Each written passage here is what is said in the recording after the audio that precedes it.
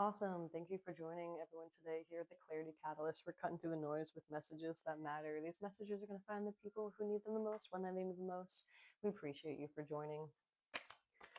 We are, the top of the day, I've just been thinking a lot about it's kind of like the Lent season coming up, coming off the tail end of Mardi Gras, the party season, where we're celebrating everything that life has to offer. And then we are quickly shifting into the energy of letting go of these things or asking to give up or let go of something, sacrifice something for a period of time to kind of replicate a version of fasting, right? This is something that some cultures do at this time of year for a certain period of time. This is something that other cultures do throughout the year, and to just have me thinking about the idea of like fasting and giving something up in order to truly understand the value and the meaning of things. And that's often when we really understand the meaning of things most, is when they have left our life or they are harder to access. When we see things every day or we interact with them at a high frequency, they really start to lose our meaning, right? That's kind of the idea of too much of a good thing. um, the energy that we're channeling into today, and I don't necessarily pay too much attention to the messages that are on the card, but I see here the duality, right? The kind of the how the white rabbit and her look very similar, very intense. They're both the absence of color, right? The white is a reflection of all the colors combined, or the absence of, and we see them peering off into the distance, really honing in and locking in on those things. Some of us during this time may be choosing to give up, a certain type of food, or maybe stepping into a new type of diet, maybe stepping into veganism or vegetarianism, pescatarianism, or maybe limiting certain types of food or the speed at which we get food. Some of us may be letting go of fast food during this season. We may be stepping into cooking and baking more food during this time and really taking care of ourselves, and really we are getting more curious and looking at our surroundings more. They're not as familiar as they once used to be. As we step out of enjoying the things that we enjoy every single day, we can really take a step back and look at things with a new perspective and discover what they have been adding to our life, what they've been taking away from our life, the impact that these things have had in our lives, on our physical bodies and our minds.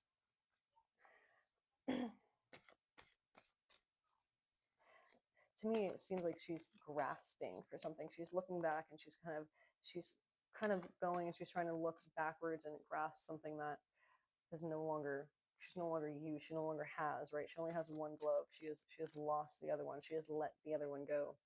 These things that we let go of, we may go and reach for them, but you see how she still has her eyes focused on goals, on the prize.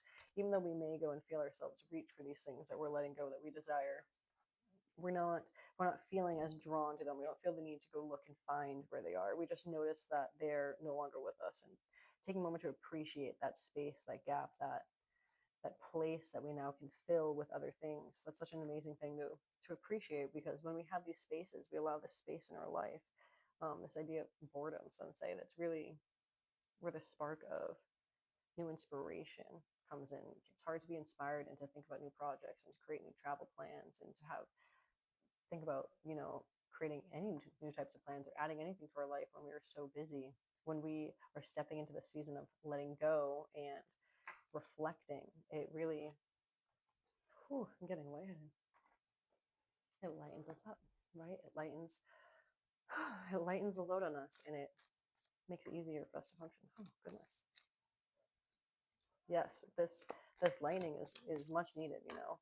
This is something that we possibly were trying to let go of for the new year, and it's come back around, and now we're kind of giving it another go at the Chinese New Year, at the Lent season, at the second hurrah, the second wave. And it's really important that we stay focused and we stay moving forward during this time.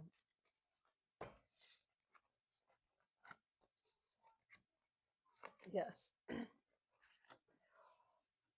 So it's really important that we stay focused during this time, and we allow this passion, this spark, right? This spark that has now taken place and has been created, that we've had the space for that due to, having the space to look at things on a new direction. from a new perspective, we've had this spark of inspiration that we can charge and look forward and plan our next path based on all the experience that we have had from these things that we've let go.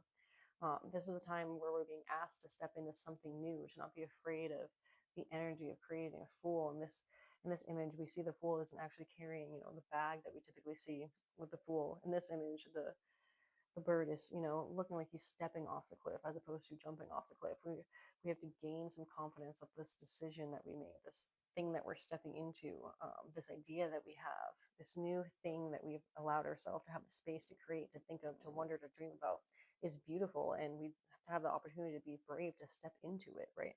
To take charge of this thought and really follow it through. Don't allow it to dissipate and fall away and disappear like all of these other beautiful $1 million ideas that you haven't followed through on, that you see someone successfully executing 10 years later and you're like, wow, I thought of that, if only. Example, I saw a commercial for like a dental cleaner, and it's literally like an at-home sonicator, right? It just vibrates the water to clean your thing. And when I had been working in the lab 10 years ago, I was like, wow, this is great, this cleans my doorway, these cleans all types of things. And I used to utilize it for other things, and it's just like funny that like here we are 10 years later, someone has just crafted a smaller version and changed the market on it and selling it to the masses. So it's just a beautiful example of, if you don't write down these ideas that you have, these sparks of inspiration, follow through with them, they've become lost, and this new perspective that you allow yourself to gain doesn't actually benefit you in the long run, excuse me. We truly grow and we learn when we take time to reflect on the experiences we've been through and decide how we want to change from there. And we go through a very similar experience, and then we create a different course of action. We're allowed to be in a similar situation. We create a different outcome. This is about letting go of these things that tempt us into the repeated patterns and the repeated cycles that we've been having, to give us the space and the freedom to know that we don't have to follow through with these obligations, that we can let them go, and that's okay. Even though we go and reach for them, we can still keep our eyes on the prize and continue to move forward. We continue to grow.